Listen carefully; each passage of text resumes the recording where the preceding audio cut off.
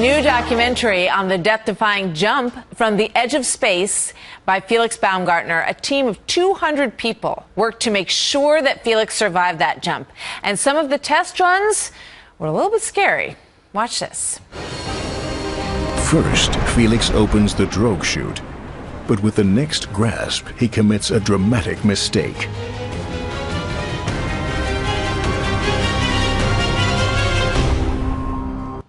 Whoa. Felix Baumgartner, the man who broke the sound barrier with his own body in an amazing jump, joins me now. Welcome back. Thanks for having me. It's good to have you here. So what was the big mistake in that part? Well, that was the last jump on a test day, and I was releasing my main parachute by accident. Just pulling the wrong handle. I was so focused on the camera, and I lost my parachute. Luckily, I had another one.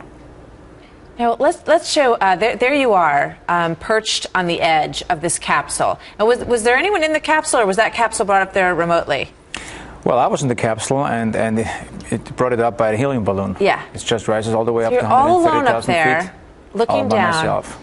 And, you know, I was really touched when we spoke last time about just what you said the feeling was like and what went through your mind and just the thoughts of mortality that you experienced when you were falling. Well, it was not easy, you know, because as you can see, I was flat spinning a lot. I was completely out of control in the beginning, but later on I got it under control. I was constantly working on a solution, and I found one. Amazing. Now, what do you think is sort of the biggest scientific takeaway from this jump? Because I know in this documentary, which is excellent, I watched some of the clips this morning, and you see all of the people who put so much effort into making this happen, to have a human being be able to break the sound barrier. And they talked about what it meant for science and what it meant for the future.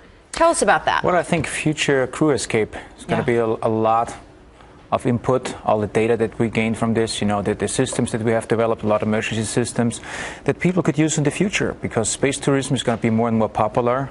We definitely donate all our information to these people. So if people go up as space tourists, you think that some of the technology that you used would be used to keep them safe up there? If something were to happen, they would be able to put themselves through what you went through to land safely?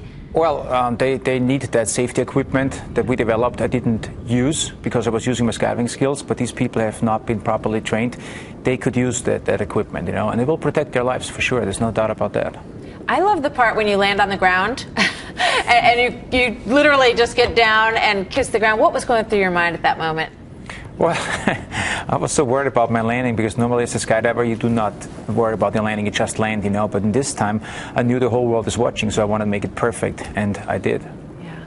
And you also said, you know, of course the obvious question, when are you going to do it again? And your answer is? Hell no. Hell no. Never, never again. Why? It doesn't make sense, you know. My primary goal was always to break the speed of sound as a human, and I did, so there's nothing together anymore. And you also said that it made you think, and I was getting to this before, a lot about life. And how has that impacted you over the last year? Well, since I've done this jump, I'm constantly on the road. I've met a lot of cool people. I met James Cameron a couple of months ago. Oh, I bet he wanted to talk to you. Oh, we both wanted to talk to each other, because he was at the Mariana Trench at the same year, all the way down in the ocean. It was a very interesting character, and I met a lot of people. We had a lot of good conversations. You know, a lot of kids. I've been talking a lot in schools, and I definitely think we inspired the next generation, you know. I've seen a lot of costumes at Halloween, RedBull Stratos costumes, so that's definitely a big honor. So any other challenges in your future? Not so far, finding the right wife. The right girl to marry. That one may be even tougher than breaking the sound barrier with your own body, I think. But good luck. Let us know how that works out. Maybe we have a few suggestions for you around here. Thank you very much. Thanks, Felix. Good to see you as always. Congratulations again. Love a man and his candor, right? Yeah, exactly. Good luck on that, Felix. And when it happens, you come back here, okay? Help Felix find a wife. It shouldn't be too hard, I don't think.